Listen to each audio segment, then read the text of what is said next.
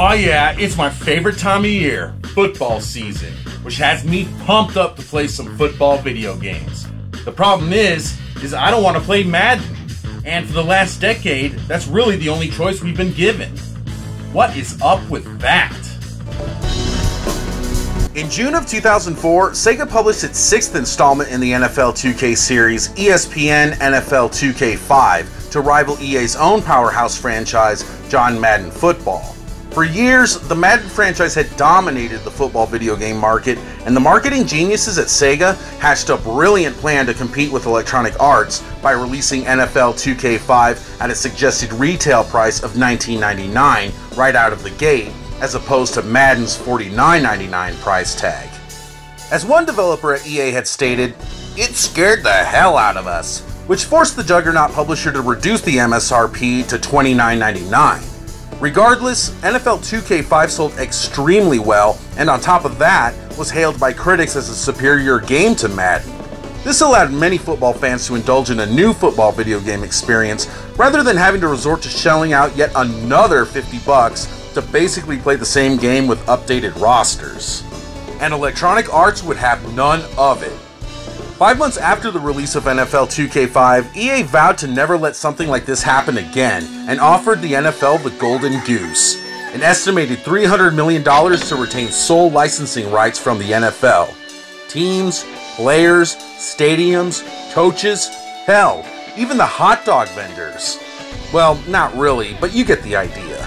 And the National Football League, never an organization to shy away from stuffing their already overflowing pockets, graciously accepted. That meant that beloved franchises such as NFL Blitz and the aforementioned NFL 2K series could no longer use real NFL teams and its players to give gamers an alternative to whatever EA decided to feed us, thus monopolizing the market. This did not sit well with gamers or football fans, but what could you do? The Blitz series attempted a comeback with an over-the-top fictional league and players called Blitz the League, which included dirty plays along with steroid use, borrowing elements reminiscent of the short-lived ESPN fictional football drama Playmakers, which, surprise, surprise, was shut down by the NFL for portraying football players in a negative light. Needless to say, without the NFL license, the game failed miserably, despite retaining the quick-paced arcade-style football action, which was the epitome of what made Blitz so endearing to begin with. The exclusive partnership between the two evil acronymed empires continues on to this day, with contract extension after contract extension continually passing millions of dollars between the talons of these blood-sucking enterprises, denying fans of what they have coveted for years: an alternative to John Madden Football.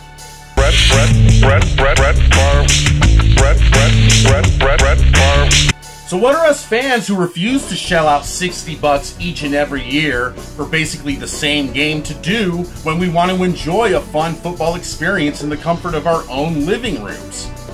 What else? Play some of the classics. Let's take a look at two of my favorites.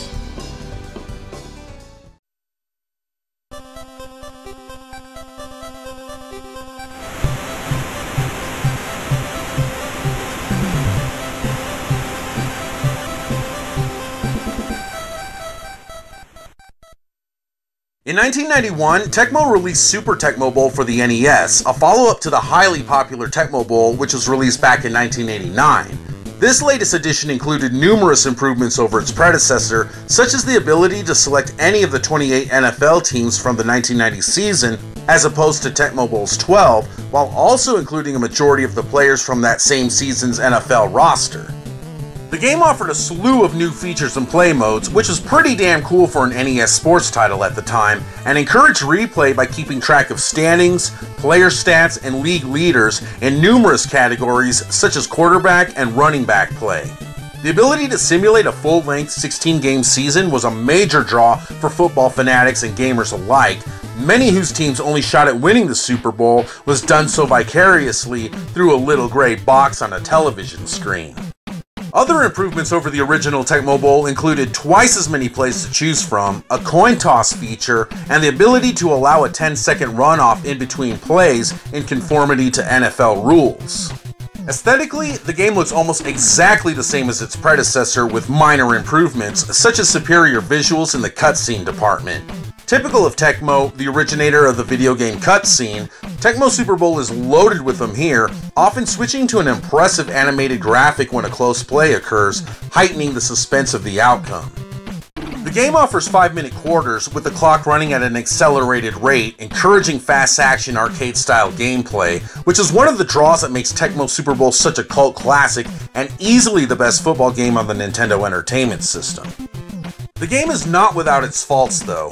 One of my biggest gripes with Tecmo Super Bowl is the manner that a regular season is played out. In order to play each game week to week with your desired team, tedious monotony is required. Prior to playing your next scheduled game, you first have to check the schedule to determine who your opponent will be. Then you have to go to the team control option and select your team to be controlled by man, allowing you to take the reins, and additionally, you will need to select comm for your opponent, thus indicating the intention of that team to be commanded by the computer.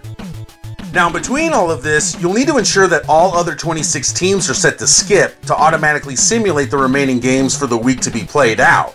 Thank God the skip option is set by default, but going through each game, scoreboard watching, is unbelievably boring.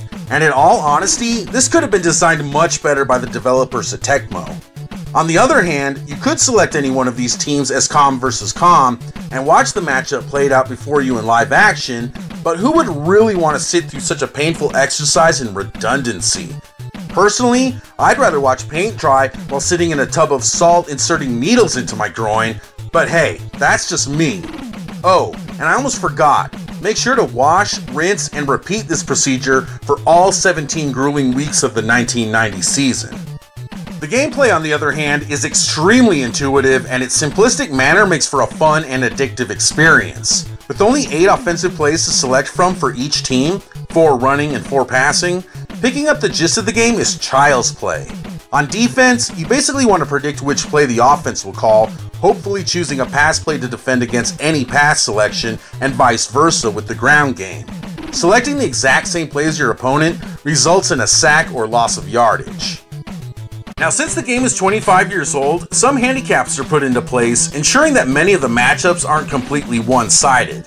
Take the Denver Broncos, for example, who had an absolutely abysmal 1990 season, finishing at 5-11. Despite having a wide-open receiver 3 plays in a row, all 3 of them result in incomplete passes. From a Hall of Fame quarterback, nonetheless. It's frustrating instances of bullshit as these, which makes up for a supposedly bad team being able to blow out a seemingly more superior team. NFL Blitz would perfect this intangible later on, but I'm getting ahead of myself. Injuries can also play a role, as some of the better players can be sidelined for a few games, needing to be replaced by backups. Of course, just like in real life, the backups can often carry the slack, and I found that this didn't alter the gameplay all that much.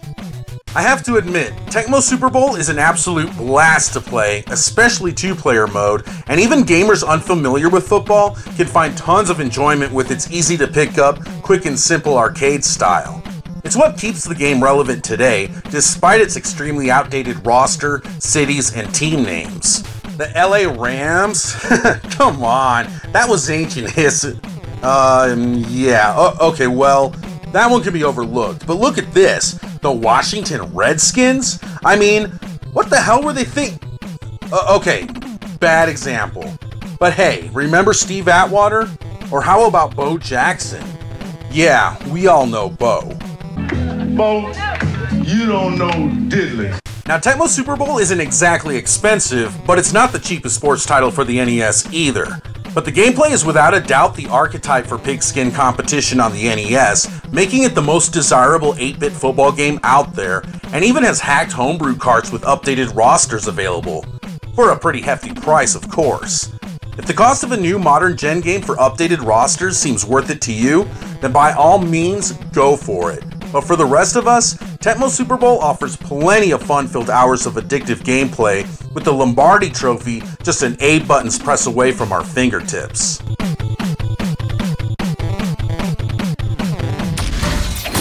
Welcome to NFL Blitz. After acquiring the rights to Blitz following Midway's bankruptcy, Electronic Arts released the first NFL Blitz in years on January 4th, 2012, 3 days after the conclusion of the 2011 season. Was this late release a marketing decision by the bigwigs at EA to prevent competition with their own Madden franchise? Most likely, yes, and to also appease Madden fans who had played the game into the ground up to that point. As a digital-only game for the PS3 and Xbox 360, NFL Blitz returned to form and whetted the appetites of die-hard Blitz fans such as myself, who had been having Blitz withdrawals for years. The purpose of NFL Blitz is to provide fast-paced, non-stop arcade-style football action for those who don't want to spend the amount of time it takes to play the lifelike games that one experiences in Madden. NFL Blitz is the perfect title to play with friends on the couch or online. A game takes roughly 15 to 20 minutes to complete, so it's easy to squeeze in 3 games within an hour. Now, if you're unfamiliar with Blitz, let me run down some of the rules for you. In order to get a first down, you must gain 30 yards instead of 10. There's no penalties, and dirty play is actually encouraged. Nothing breaks up a pass better than some good old-fashioned pass interference. The quarters are 2 minutes in length, with the clock stopping after every play, so no timeouts are required. And in typical Midway fashion, players can catch on fire just like an NBA Jam, making the players quicker and stronger with unlimited turbo meters. With a limited number of plays, NFL Blitz simplifies the play calling on both offense and defense, and even includes audibles. This allows for casual sports fans to enjoy the game as well, where dissecting plays before the snap is not required, although it does help. In this regard, Blitz is very much like Tecmo Bowl, and I have often referred to Blitz as Tecmo Bowl's spiritual successor. And similar to Tecmo Bowl, Blitz puts into play what I've always called Blitz bullshit. When you're blowing out a team, you all of a sudden find yourself fumbling at the most inopportune times, or witnessing your opponent break out of every tackle just to give them a chance. While in my opinion, playing defense is the key to winning at Blitz, you'll have a hell of a time shutting the other team out. The game has several modes to immerse yourself in, such as the Blitz Gauntlet, where you face off against a tower of foes akin to Midway's Mortal Kombat series with goofy-ass bosses to take down, such as a team of Yetis or quite possibly my favorite, the Hot Dogs. Blitz doesn't take itself seriously, and that's one of the biggest attractions to this over-the-top football romp. By defeating these outrageous bosses, you unlock codes and the comedic boss teams themselves for use in future games. Entering codes prior to certain matchups unlocks all kinds of football abnormalities to change up gameplay, again similar to the Mortal Kombat series.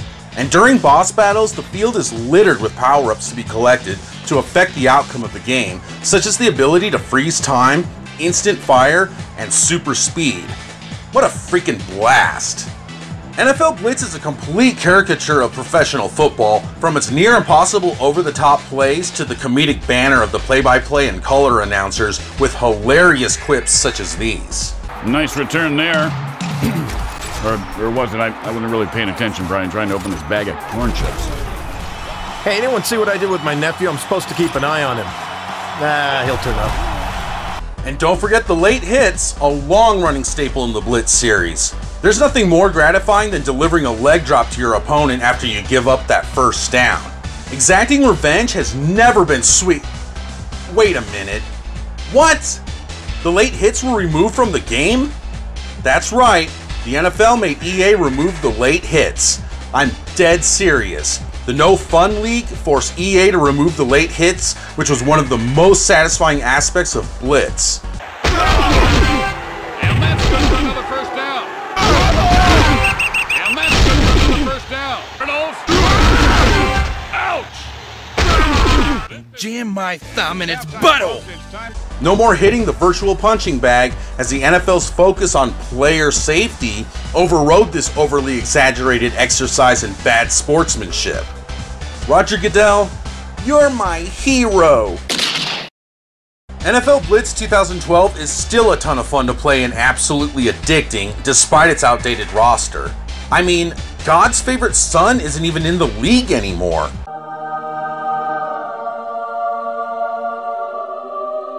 How awesome would it be if EA allowed us to purchase updated rosters every season for $5, seeing as they refuse to release a new game? I'd gladly shell out $5 every year for this, but alas, This would most likely cut into Madden sales, and God knows that fat bastard needs another $1 million to stuff under his mattress. What does Madden even have to do with the franchise anymore? Urgh! Okay, let me reel it back in here. I'm getting off track. NFL Blitz is still worth picking up today, but not for 15 bucks.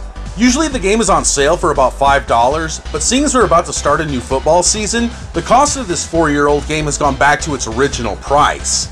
Don't pay this, especially since the online game has been completely ruined with bogged down play, slower than the reflexes of an aging linebacker suffering from CTE.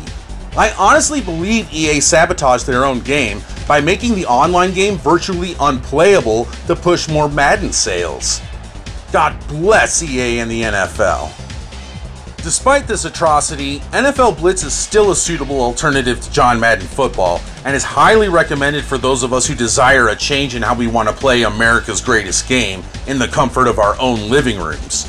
It's just a damn shame that it still supports EA's monopoly of the football video game market. Well, this has been a great game so far, Brian.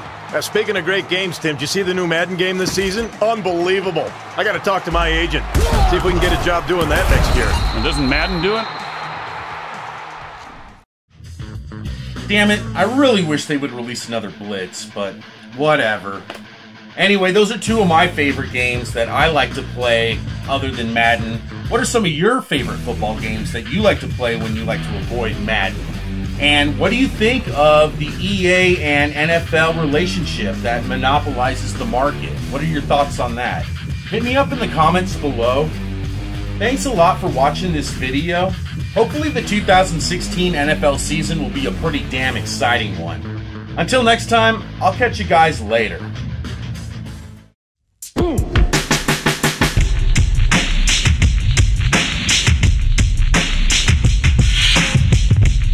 So